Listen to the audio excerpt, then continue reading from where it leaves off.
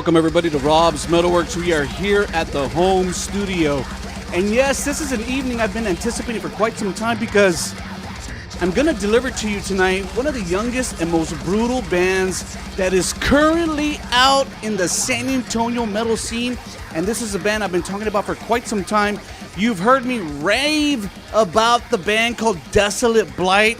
I have with me Art, Skye, and the man, Noel, of the band. Gentlemen, welcome to the program. Great to have you here. Thank you so much, man. It's definitely an honor to be here. I feel like it's definitely been anticipated, and it's something I've been looking forward to my entire life. Wow. And likewise, bro, I'm a fan of your fucking music. And as we've been hanging out tonight, I Noel and I have known each other for a couple years now, and luckily, he had a connection through my camera guy Thomas, and that I was shouts out, and I was able to hear Desolate Blight's music many years ago, and I knew you guys were onto something good.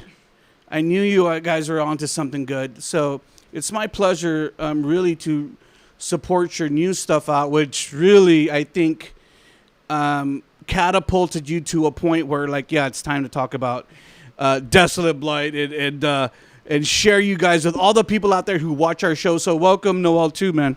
Hi, it's awesome to be here. Ever since we met, I've just been super excited to do this. Yeah, Arthur, you too, man. Oh man, it's an honor, man. I saw your interview years ago with the Black Dahlia Murder, and I was like, I would love to get an interview with this guy.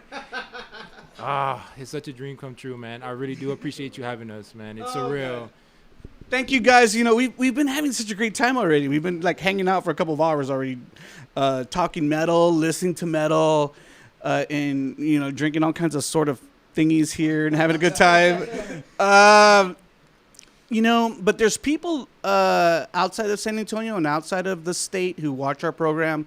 So I don't want to take for granted for all those people out there who may not be connected with Desolate Blight through social media or anything like that.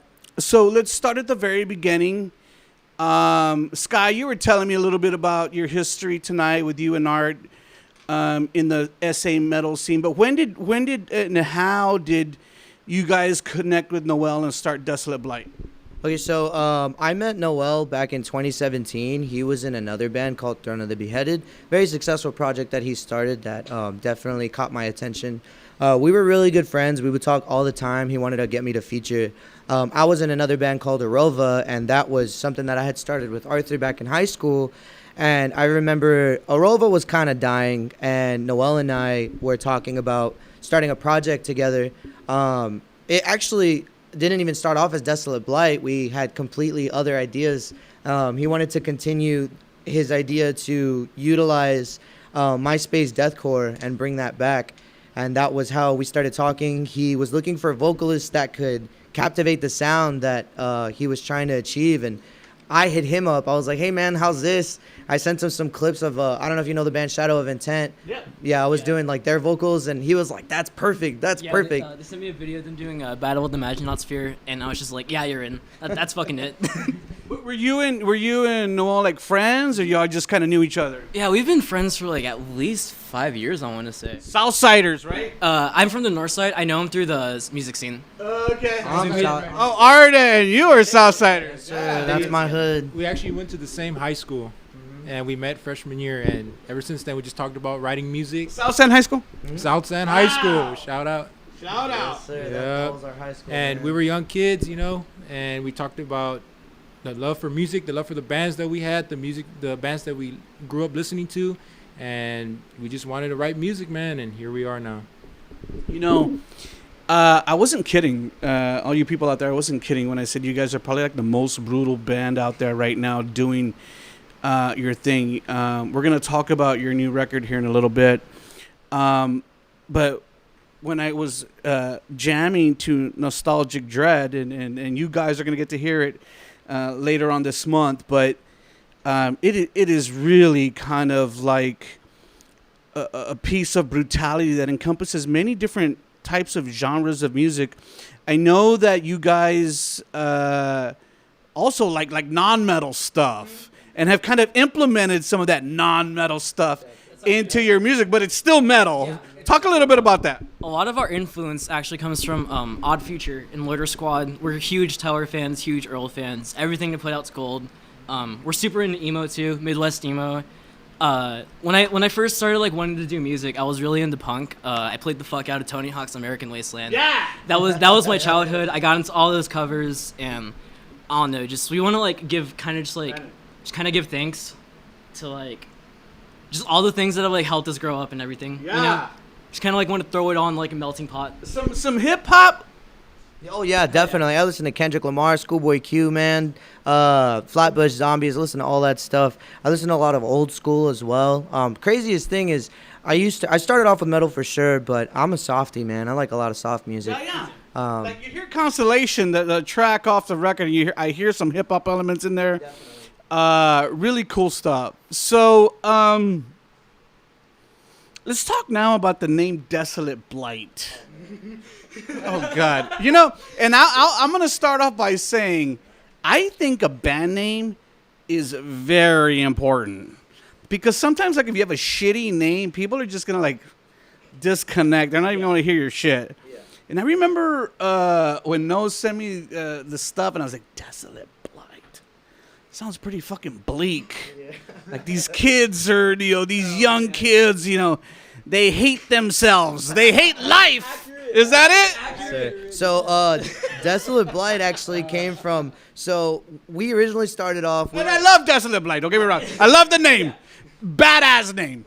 Literally, it came to us. So, we started off. We were brainstorming ideas for the band name, and we settled on this. It was like I think it's a Japanese word. Yeah, it was Mushinke. I think it means worthless. And we didn't like it. We had started the project with that, and we just weren't vibing with it. So one night, me and him were just brainstorming again, and I was like, bro, what about, like, Desolate Blight, bro? And he was like, that's it. But then we forgot it, and then 3 days later, I was like, bro, what was that band name that we said? And he was like, Desolate Blight, so he made the page. You were, like, half asleep, too, though. Like, I remember, like, we were sleeping at Luke's house, and then you just kind of, like, rolled over, you farted, and, like, bro, it was Desolate Blight. That taking bong hits or what? You forgot the fucking name? No, we just forgot. We forget. We all have bad memory issues. I know why. Why? But great name, and I think it's a reflection of your generation. And all kidding aside, we've been here tonight hanging out, and Art has a dad who's been in the metal scene, who I know, and you guys have been involved in the metal scene for many years. I told Skye, I've seen you out, at shows before, and you guys are like young cats. I mean, like, no, you're like 19, and you guys are like 22. I mean, you guys are like really one of the youngest bands I've ever had on Rob's, and that I don't know if you guys realize, but that is a huge honor because it's true. Because for the last few months, I've been talking about these guys who've also have been veterans of the metal scene, who have been part of the metal scene since they were in their teens, but now they're in their 30s and finally doing good shit. And you guys are like in your early 20s and doing good shit. So that's huge, man. That's a huge thing. So, I wouldn't have you on the program if I didn't think you guys were awesome. So let's go ahead and talk about your music. Noel first introduced me in 2018 to Lucid Connection, and I thought that release also was a really bombastic kind of introduction into the scene. How did the reception go for that record? How do you feel it went? Honestly, way better than we anticipated. We didn't anticipate even like 10 people to like it. Mm-hmm. Our video's at like over 1,000 views, I think, and like I know that seems small to a lot of people, but no, it's just it means a lot to us. Like we never really anticipated to like start this band to like get big. We just wanted to make some music that people would relate to, Mm-hmm. like. And you guys do really well on social media. I'm gonna talk about that later. Thank you. I feel like it's just kind of like the fact that we're so unprofessional, like for lack of a better term, it makes people get along with us better. Like Definitely. They feel like they're not pressured to like act like they're something else, Mm-hmm. Yeah, our fan base is dedicated, man. We love them so Lucid much. Connection was was definitely something that we had strived for, and when it came to be, it was something that I was incredibly proud of at the time, but it was such a mixed bag of emotions.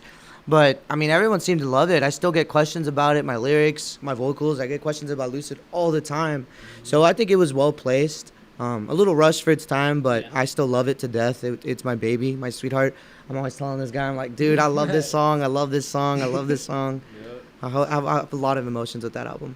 The obviously Lucid Connection kind of really introduced you into the scene, and it introduced you guys to me, and I was like, wow, this is so cool. Just the speed and the brutality of it, and I was remiss not to talk about this, but I've heard different words when we talk about Thomas and I, when we talk about Desolate Blight. I'm like, he's like dreamcore, like Rob, it's like extreme grindcore. Obviously, I think the roots are from grindcore, but you guys have implemented so many different things into the grindcore. Where back in the day, like a band that, like In Disgust, who was a grindcore band, like was very straightforward. You guys have implemented, and I think just because of the technology that's available to us now, can add all these different samples and elements and everything. Like they're right at your disposal. When we were recording Lucid, we used Logic Pro X, and of course, Logic is just like GarageBand. It has a bunch of synths built in. So that was, I just feel like we're really lucky to be in the time that we're in, because we were able to make a whole ass album at my house. Yeah, Kingdom Hearts played a role too. Yeah, it really did. Kingdom Hearts, I don't know if you've heard of it. It's like it's just the sounds of that game, the OST of that game, the whole like super twinkly sound. We just really wanted to like capitalize on that, I guess, or build off that. Yeah, I hear all that stuff. That's so cool. Yeah, it's spacey. We definitely didn't have like a.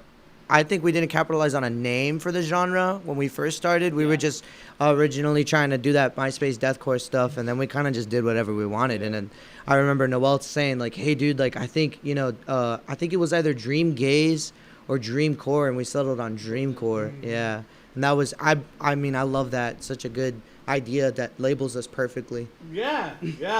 And two, I thought that was really cool, is that you guys like put out like 9 songs. It wasn't just like an EP.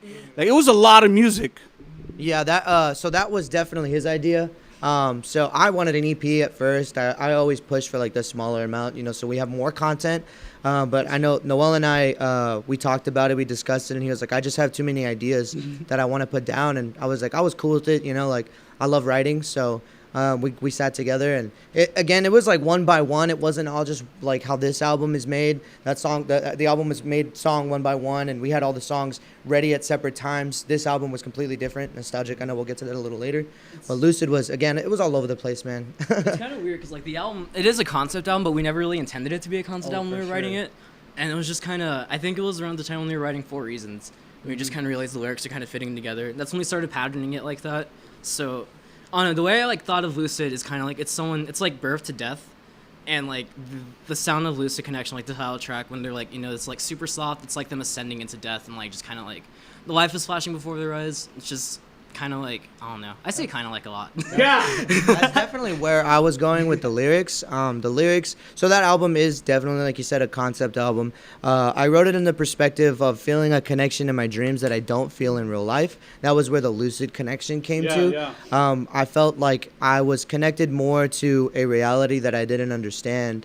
And so, I mean, there was also a couple other things that played a part in the making of that album with outside forces to our brains, unfortunately. But so we definitely strived to make it to where it was like I dream about big things, and that was where the idea came from. I remember too when Desolate Blight first came on my radar, I kind of thought that it was like a Shadow of Intent project. Like, this is just an online project. Yeah. We don't do shows. We record.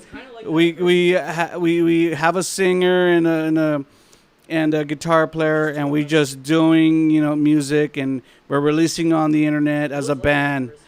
Was that kind of initially the premise of the band? Yeah, actually, so I remember my elder band had just broken up. I was bored. I wanted to start getting back into metal, and I wrote a few songs. I'd sent them to Skye, and I was in sophomore year. I just walked the track. I'd like come up with ideas. I'd write them down. And then I'd go home and write the songs. So like it was just kind of like, it was just a 2-man group for a little bit. And then a little while, we just kind of realized that we want to like push this as far as we can. Yeah. And so when did you guys do like your first show? You remember, right? Yeah, Oh, yeah. there was a bunch of different times. So initially, Art saying like you guys had like a drum. My first show with the band was in December of 2019. Oh, okay. It was in November.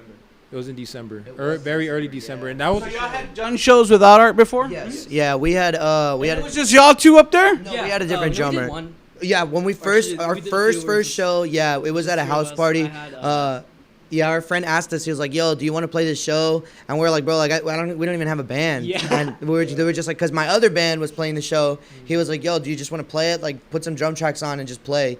And we were just like, "All right, whatever." It was a little crowd, you know. It went pretty badly, I can't lie, but it was pretty fun. Like oh my god, I remember I was the solo came on and I looked at my guitar and I was so nervous. So I was like, "Hey, what do I play again?" I just kind of looked at them and I just started playing the rhythm track, but I don't know, it was really fun. It really just like made me realize that that's what I wanted to do. We were talking about the band Plague earlier tonight because we were jamming their EP.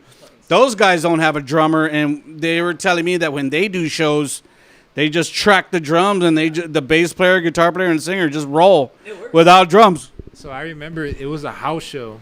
This is a few years back, and it was just them two playing, and there was a drum track in the background. And I was like, wow, like And the PA system was yeah, messed up. Yeah, it was the really PA system was messed up. So originally, Desolate Blight formed, and Rovo was still a thing. Our old band was still a thing, but Yeah. a little bit after our old band had broken up. So I was in the band maybe a month or so, and then I went my own direction. And then they were doing their own thing. And I remember seeing them at that house show, and I was like, I don't know how they're gonna do it, but they did it, and it freaked me out. But it sounded crazy, man. And then you fucking told them, Art, hey, you need me in the fucking band. I was like, you know what? They need a little spice. They need a little spice in the groove. Spice, A little spice. It's So kind of like the other way around. We wanted we wanted Arthur to like start like doing drums for us, Yeah. and at first he would just kind of be like, "I don't know, man, I want to do drums." So we started like telling him, "Hey, you should do guitar. You should do guitar." That was this year. Yeah, so we just started like telling him, "You should do guitar." Y'all did a bait and switch on him. Yeah, pretty much. Like kind of like it was like reverse psychology, and like I would start fucking up. They did a bait and switch on you. I'd start fucking up the drums. I'd like write stupid parts like, "Hey, do you think this would sound good as a drummer?" And Arthur would be like, "Please let me be the fucking drummer." And I was like, "I don't know, bro. I don't think you can do it, bro." Wow. But he can do it. He can do it. Dude, the drums on this record are sick. I'm like, I even called Thomas, like, I think yesterday. And I'm like, dude, okay, so I was like, okay, Skye's the singer, Art's the drummer. I said, is Art really, like, fucking pulling some of those drums off? Or they're programmed, but how do you do it live? You can do them live. You can do it live, Art? man, I practice a lot at the house, man. Just hours and hours of just practicing, just trying to perfect my craft. You know what I mean? Like, and I've had times where I didn't sound good, and I was like, I don't want to be like that. I don't want to stay in that same position where I sound sloppy. So I go to the drum set almost, not every day, but most of the time, like probably about 4 times a week. I'll try to practice at least an hour, and I'll practice from blast beats to my double kicks to my drum rolls, and I try to practice the songs on my own time, and I just got it. Dude, if you could even, like, half-ass pull it off, Yeah. that's great. It's crazy. Because the drums on the record are sick. He's fucking magnificent, dude. We'd send him the drum tracks like just by themselves, and like he'll pick them out. He'll get every little fucking flam that I do there. It's insane. Like whatever I program, he's able to hear it. It's- Okay, so let's move on. Also, too, you know, I talked about the fact that you guys, Lucid was like kind of like a full-length record. I mean, 9 songs, and then you guys released a single, Peace and Suffering, too, which I thought was a really killer song, like heavy bass, heavy keys. I kind of loved it. Talk a little bit about kind of what was going on right then in that time. We wanted to start writing darker music, kind of. We had been listening to a lot of black metal, like a lot of ambient and depressive suicidal black metal. I was super into what's Oh, not you guys. no, like That after like a mushroom trip or what? nah, like I've always been gravitated towards it. I love the ambience of it. I love the guitar, just all the little layers that go into it. And we were just wanted to have something that was super ambient, super a lot of textures. So there's, if I remember correctly, there's like 47 individual tracks in that song. It crashed my fucking Mac. I had to. I remember that. Yeah, we were recording, and like there would be times when like it just like turn off and be like, "Bro, it happened again." Like, fuck, that was a whole line. What, like you crashed the computer? Yeah, because there was so much shit. Like I said, there was 47 individual tracks, and there were like a full amp, there was a whole synth, just different things. I think. Wow. I can't even imagine. I can't even imagine. I think all the highs there are also one track, right? All the highs are one track, one take, except for. There's only one line that's like 2 layers. That's. I think it's at the end of the song. Yeah, I did it. That song was a moment in time, man. It's crazy that you bring that up. I feel like was so much fun. Yeah, too. I remember he showed me, and we had ideas for the nostalgic at the time, and we just felt like peace was its own thing. Yeah. So we were just like, I mean, screw it, might as well drop peace. So y'all are doing, y'all did Lucid and Peace and Suffering, your own recordings. I mean, you're not going to a studio. Yeah. This is something you guys are doing on your own. So everything up except for Nostalgic Dread I've produced, and I want to give a huge shout out to Evan. They did a fucking phenomenal job. They did extra processing on the drums. They did For what? Nostalgic. Okay, we're not there yet. Oh, okay, We're not there but yet. yeah, But before Nostalgic, everything yeah, was y'all. everything was us. We literally just we'd hang out at my house. I just write a song and then I kind of send it to them. They'd like write lyrics. They'd come over and they try. How did you learn how to do that? I mean, you're obviously recording and producing it. I'm kind of self-taught. I remember back in 2012, 2013, I got my first like actual kind of powerful laptop. I got it for video games originally, but then I got really into Periphery, and I was just like, I want to start doing this. Periphery. Yeah, like I got super fucking into them. I was one of those kids. I was a gent kid. I wanted the Ibanez with the green on it. I was that kid. I wanted the Axe Effects. But yeah, I got Easy Drummer and I got Reaper, and I just kind of started like throwing together demos. Reaper. Yeah, it was. I used to be really bad at it, and now I'm still pretty bad at it. But it's like a tolerable bad. Understatement. It sounds like grating cheese and like occasional double bass. Dude, oh my god. It was so bad. It would just be like pure I love noise. it though. I think you guys are like quirky, and I kind of like that. I kind of like you're young. Because you're young, you're quirky, and you're like part of a generation that really I'm not that tapped into in the way that you approach things or the way that you think about things. But yet, nonetheless, what you're producing musically in San Antonio and releasing musically for our fans here in San Antonio is mind-blowing. And that's one of the reasons I wanted to have you guys on the show, because to me, it's like, dude, these guys are like kids, and wait until, like I told you earlier, like the guys that are in their 30s. I can't wait till you guys get, older, and stuff that you're gonna be doing is gonna be that much more magnificent to me. So the fact that you're already at your tender age, kind of like recording and producing your own stuff, and the technology is out there for you to do that. And that you know how to utilize the technology. There's some people just don't know how to do it, is a beautiful thing. So now, let's talk about why we're really here. The record that is about to drop. All you people, go ahead and take a look at it. It's coming out on October 27th. It is called Nostalgic Dread. Nostalgic Dread. The new record, full-length record, 15 songs, 1 hour of music from this band will be hitting the streets October 27th. Be sure to grab it and pick it up and jam it. I have been privy to the tracks, and thank you, Noel, for sending them to me so that I can hear them and jam them. They are trance-inducing. They are emotionally unrelenting. They're gonna fuck you up, right? No, they're gonna fuck you up. So I'd say so. I'd say so. I agree. Dude, seriously, guys, all kidding aside, I love this record. I'm a fan of this record, and we wouldn't be doing this interview if I was not a fan of this record. I really love this record, and I jam it. Now, I jam it about once a day. I don't think I could jam it more than once a day because it'll blow my mind. It'll explode my brain. It's really funny you say that. We were fucking scared to release this album. There's so much different shit we're doing, and it's just kind of like something we don't know how they're gonna react to it. The lyrics. Yeah, it's super personal, especially the fact that there's like a whole spoken word emo song, or something that's kind of a little Smashing Pumpkins influenced. It's all over the place, and I don't know how people are gonna feel about it, but we're excited. In a way. Yeah, we're going to talk about, I mentioned tonight before we started videoing, some of the tracks that do not fall within that grindcore, deathcore, whatever, dreamcore, whatever you want to call it, that are more the calm, mellow tracks. But still, like, I love, first of all, this record is so heavy, and then I love, usually like in a heavy record, you don't get a lot of the sonic landscape. It's just like, and you don't get all the different scenarios in the music. And you guys have been able to kind of implement that in this record.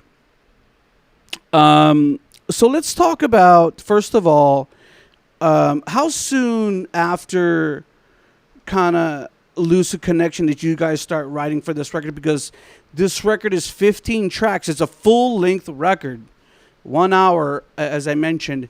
How soon afterwards? I mean, are any of these tracks leftover tracks from Lucid, or are these fucking? How did all this happen? Well, one of the songs, Moonless 2, I've been writing for like a solid 4 years now, right? Mm-hmm. It started out as a 2-minute song, then I rewrote it again for one of my older bands, and I just didn't like how it came out. And I don't know. I just spent so long rewriting it, and I'm really excited about how it came out. I'm really excited. I feel like that's kind of the baby of the album. But aside from that, that's really it, right? Everything was everything's fresh. It was like a little bit over a year. Yeah, so after we wrote Peace, that's when we started writing this album for sure.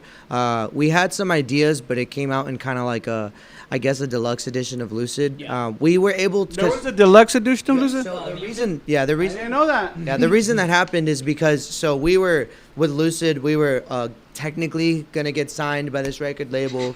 Fuck that record label, but they pushed us to drop Lucid. We had features on the album that weren't able to drop. We had songs that we weren't able to release. Dude, it was so funny, dude. Yeah, so we had plans to finish that album before starting Nostalgic, and that plan was pretty much like last year, which was 2019. We released it this year, kind of just as a surprise. It was just a drop, so that way the people that really liked us were able to listen to the songs in their entirety, which is like Kyle Medina from Body Snatcher. He featured on Fiendish Malice. That song is still one of our most popular songs. That was something that came into fruition. So I feel like this album was a year in the making, pretty much.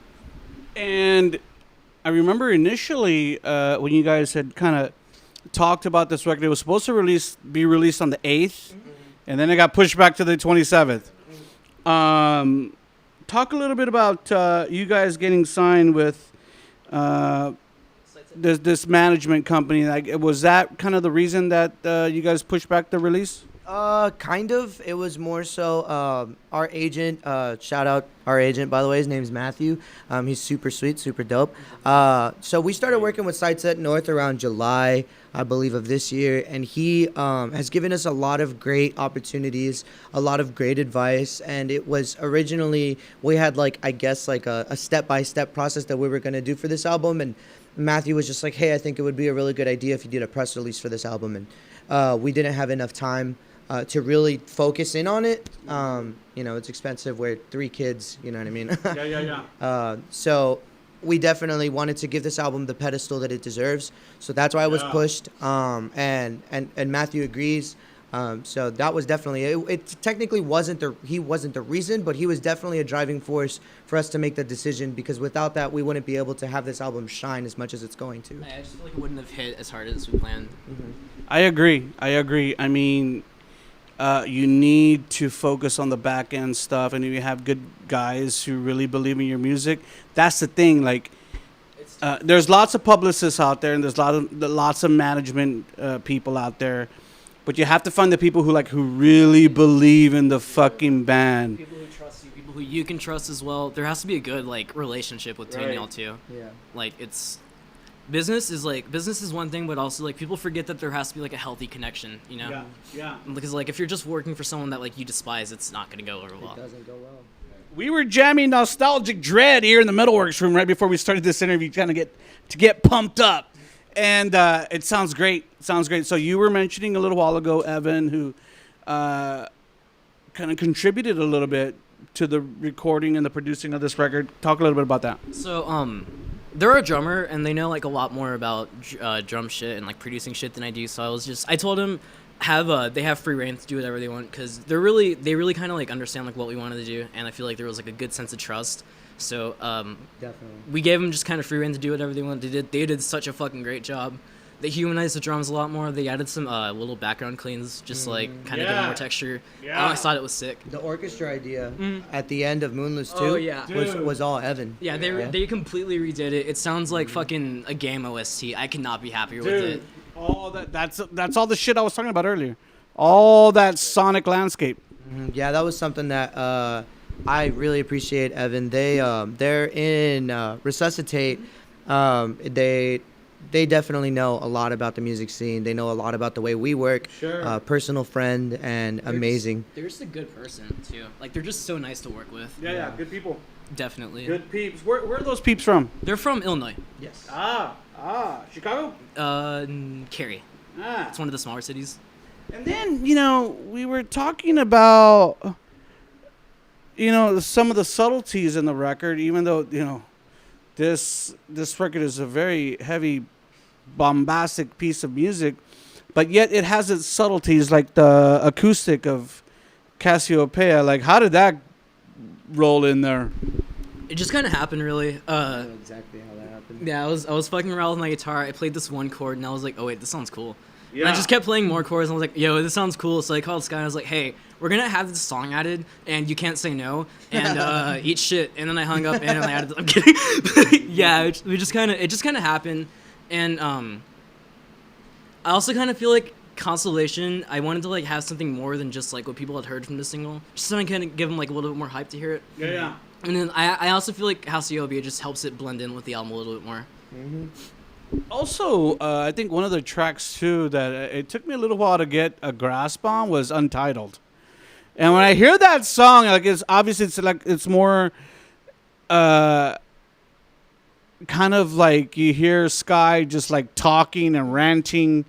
And it reminded me of Suicidal Tendencies Institutionalized. Yeah, you know that. Hell yeah. Yeah, so that actually, we had a lot of intentions for this album to be something incredibly personal, man. I've been through a lot of things in my life. So at the beginning of the year, man, I had attempted an attempt on my life, and Noel and I have been back and forth with these kinds of things. We talk about it, and it was something that I felt like I don't talk about my feelings a lot. I don't tell people how I feel. I don't open up to anyone. And I remember I told Noel, I remember we were listening to Death Heaven, and I told Noel, I was like, yo, like, I think I want to write about this stuff, man. And Noel was like, dude, do it. Like, hell yeah, do it. So Untitled, the reason it's called Untitled is because we didn't want to have a name. We didn't want people to focus on the name. We didn't want people to sit there and be like, okay, I'm going to listen to this song because of this name, because I do that sometimes. Like for the album song, like I do that. I'll pick up an album song, but Untitled was something that was close to home. I talk about my dad. I talk about my mom. I talk about how I feel. I've always done that, but Untitled was something that I wanted it to be clear because I wanted my mom to hear it. I want my mom to be like, okay, like I understand this, and my mom's a very old school Hispanic lady. She doesn't really understand that much English, and so I wanted her to be like, okay, like I get this, and so she could show her friends because my mom does that a lot. Be like, hey, this is my son, and that's why it's so emotional. You're like, ay Dios mío. Yeah, pretty much, yeah. And every time you show Tu hijo es el diablo. Yeah, they do say that a lot, yeah. Mijo, what are you saying? I can't understand it. They tell my mom a lot, that's your son. Yeah. ¿Qué dijo? Yeah, pretty that's so much. But nostalgic. Untitled and Happy Colored Pills were definitely aimed in that direction. Yeah. I think it shows the acoustic song and then Untitled kind of show the diversity of what you can do. Not that you have to be blasting all the time. And that's cool too. And one of the things that I love about Desolate Blight is that you just the musicianship it's like, you know, I had No here. When you hear No, like 3 years ago or something, even back then, like 3 years ago, I was already like, dude, like, you're such a great guitar player. Like, God, don't tell anybody I said that, but like, you're the future of metal guitar in San Antonio. And I still feel that way. I mean, I see you and I hear you and I'm like, dude, like, not a lot of guitar players in this town can record or play or write what you're doing. So take it from me, man. You got a great thing going, and I will always continue to support you guys as long as you continue to fucking write killer shit. And I'm not the only one that feels that way. You guys have gotten a lot of support. I follow you on social media. I've seen your videos. I see your posts, and you guys have like a pretty good, solid following on social media. For us being, you know, just some small town kids, you know, San Antonio. San Antonio is a big city, man, with a lot of very talented musicians. You know, this place, It's pretty competitive. it's a hot spot, bro. Like the White Rabbit used to be one of the biggest venues in the country, and hearing stuff like people like we look up to, like Tyler the Creator, talk very good things about this city, like is something that we can look back to and be like, okay, well, how are we gonna compete with that? You know, I feel like I always think about our music in a way of, I just do it because I want to listen to it, you know? And when people follow it, that's something amazing. I feel like it's just because we're so real. Like, we're real to each other. We're best friends, and we just have a blast. And I feel like that's what we were trying to go for in the music video, Permanence. Like, we literally just have a blast. We do whatever the fuck we want to do. It's kind of like Jackass. Yeah, pretty much, yeah. Like, we do whatever. Yeah, you guys are kind of scary. Like, I had to tell you guys, like, I had to make some rules before we interview tonight. Like, okay, here's some rules, because you guys are fucking crazy. Go ahead, Art, I want to talk to you about the Permanence video, because I saw you doing like were you doing a water run in there? That was a Four Loko. That was not me. The water room, bro. You know, you guys are kind of quirky and like to have fun, and you know, I attribute that to, you know, living in the 2020s and being 20. Yeah, It's pretty much. we grew up watching Jackass and Loader Squad, and just like the whole idea of like absurdity and bizarreness and just doing like whatever, like it's just so funny, you know, like it's so fucking weird. Like there's a Loader Squad skit. It's called People Play by Plays, and they're standing outside, and there's this girl walking. She's like, I like Nicki Minaj, but I'm also like a presidential candidate, and he's not my boyfriend. He's just a janitor, but he's got some thug dick I want, and like it does a freeze frame, and it circles on the dick, and then he's like, oh hi, how y'all doing? And it's just shit like that. Like it's so like dumb, but it's That's our just personality, yeah, for sure. it's just so like weird. The thing about us is we like to explore. So after that music video shoot, we went to this place by Noel's house, and it's an abandoned place, but yeah, it was crazy, man, because we were there for a few hours. I think until what, 4 or 5 in the morning. I didn't want to leave, man. It was ghost hunting, bro. Yeah, all the man. time. Jump in the van and we're leaving your ass here. Yeah, man, dude. I literally hopped off the car like, and I'm gone. I jumped the fence by myself, and I was like, all right, I'm just gonna go Yeah, he's explore. like, I'm gone, Kong. Y'all can chill here. And- I'll be back. Hey, why don't y'all Oh, come in man. here with us? And like, we're not going in there, bro. Like, I don't want to go in there. Like, man, y'all pussies. Like, no, we just don't want to die. Exactly. For as much as we sing about it, man, he's always calling us out. He's always like, yeah, bro, y'all always talk about it. But here y'all are, man. He Y'all said are that going to live exact it. same Yo. thing. Man, y'all bitches for doing that. I Yeah. thought y'all were about your There's music. this one time we used this app called the Randonautica app, and basically what you do is you're supposed to have an intention of what you want to see. So our intentions were just to have a story to tell, and I put it on my phone, and it took me to the same cornfields three times. Three times, I'm man. scared of cornfields because I'm terrified of aliens. If you want to know my worst fear, it is aliens. I'm not scared of ghosts. I'm not scared of death. I am scared of aliens. Don't worry, Skye. They just want your sperm. Oh, no, man. I could never. No thank you. okay. Oh, my God. I'm already ugly enough. Imagine being like jerked off by an alien. That's got to be like wonderful. Yeah, if you get rejected by an alien, Yeah, that's gotta like. you're done. It's like ow. What the aliens really want is that new Desolate Blight album. Exactly. They want LP3 already. Oh, my God. Guys, also too, like, I was remiss not to talk about like some of the guest people you had on your record. Talk a little bit about who they are and why you kind of chose those people. So Noel and I were back and forth consistently. We didn't know if we wanted it to be like Lucid or if we wanted people. We have a good amount of friends, that also make amazing music, and we were just very fortunate to be able to feature them on this record. The songs were kind of back and forth. Like, we didn't really know what songs we wanted, who we wanted on what songs. But then we settled on, for sure, having Taylor Barber and Evan from Resuscitate again. Kyle was kind of just like, Noel had asked me, like, yo. Barabusa. Yes, cool, they're Australian. They're awesome. Wow. Yeah. Noel had mentioned it prior. I think I was stuck on having, who did I want again? Was it the dude from Spite? I thought you wanted Max Smith, but like he didn't get back to you. No, I didn't get back to him. Oh, okay. Yeah, L. Nice job. Yeah, sorry. No, but it's because we weren't able. We had already had all the features by then. Yeah, sure. Yeah, so I think Noel had mentioned it, and I was stuck on a different vocalist at the time. And then the vocalist for Babby Russo was like, "Yo, I'll do it for this amount and this specific thing." And I was like, "Yo, we can do with that." So I had listened to it. I had listened to their music, and I was like, "Yo, like this is amazing." So that was when Kyle settled on Hyperthymesia, the third song on that track. They had just dropped a new album too. It's called Humanoid. It's so fucking good. Oh my god, it's so it's good. unrelenting. It's if you like technical stuff or just straight up heavy stuff, super like video game themed too. You'll fuck with it. Dude, it was like y'all's having them on the record that kind of introduced me. I don't know any of those bands.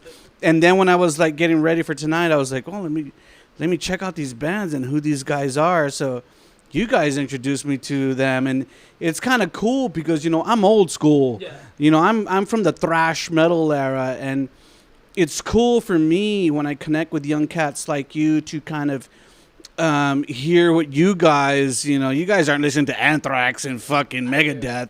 I mean, you know, all the time, but you guys are really into like, well, that's because of your dad. That's because of your dad. But, you know, you guys are listening to all these young bands, these deathcore bands, really heavy bands that really don't pop up on my radar unless I have someone like you turn me on to them. So thank you guys for that, because I was jamming them today, and I was like, yeah, now I know why they want these guys on their record. Left to Suffer is so good. Taylor Barber's a monster. Resuscitate is amazing. Dude, Evan does it. They are a machine. Their musical producing content is close to none, man. Honestly, it's insane because like they constantly pump out bangers. Like, you know, people. There's some people that will put out music all the time, but it's kind of like a jack of all trades. It's kind of mid. No, everything to put out is like amazing. It's very carefully put together. They're super into progressive music, so it's kind of like. It's just, think of like old school prog, but mixed with like newer metal, just kind of like trying to keep it ambient and stuff. I know how we featured Kyle. I had asked Noel if they wanted Reese Peters, because I thought Reese Peters had quit making music after a night in Texas. I wasn't up to date. I don't listen to metal too often. And Noel was like, yo, like I had asked you if you wanted Kyle. So then that's when I listened to Babby Russo, and I was like, yes, please, yes, 100%. Yeah, so Noel put me on to Babby Russo for sure. That's cool, man. That's cool. Guys, as we get near the end of this interview, just a couple more things. We kind of alluded to the video for Permanent. It's kind of like a crazy fucking video. You guys are phoning, doing crazy stuff. And when I saw the video, I was like, man, do I really want these guys at my house? I don't know. They might be crazy. I got one thing to say. That water, man, I was just real thirsty, man. I need to quench my thirst, man. I was just thirsty. I was like 4 of the case for the water like immediately. Yeah, you guys are intimidating. And I was like, man, I don't know these young crazy cats over here. They might do some crazy shit over here. I can't control them. But nonetheless, so y'all did that little kind of crazy video.